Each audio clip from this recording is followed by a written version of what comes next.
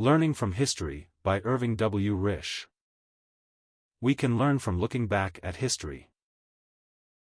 What we do today will be history tomorrow. Someone must have said this before me, but this thought just came to my mind. I just finished a 3-part series on The Challenge of the 70s, by William McRae. We could easily write things that were in this writing in our day. Some names might have to be changed, but I could write about events that are happening today. Let me give you some examples. Right at the start he said, "It is quite possible that no generation of Christians has ever faced a greater challenge than this present decade presents to us." It's hard to believe we have moved ahead 5 decades from when he wrote about challenges in his day. It was in his decade that I became a Christian. September 10, 1979. The first thing he brings to light is what Bertrand Russell said about the catastrophic diminution of the population of the globe. He was wrong on this point.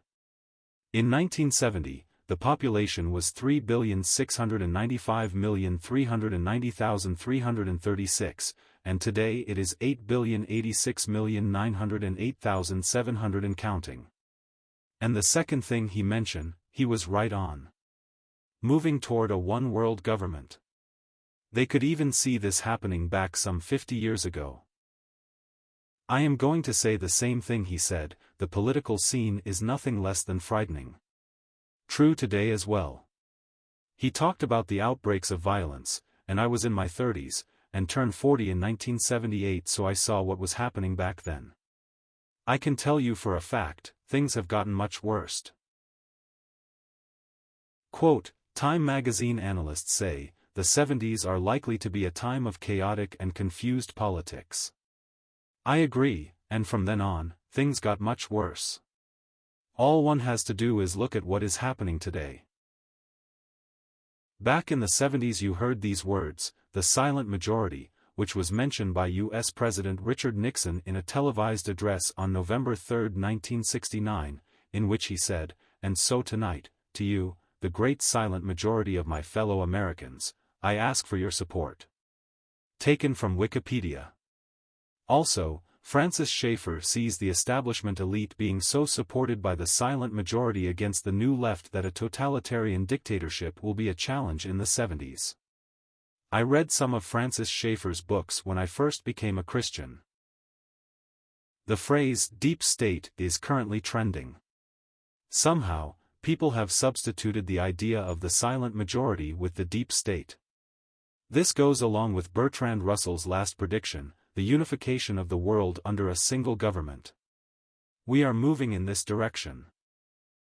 The Bible speaks of this when talking about the Antichrist.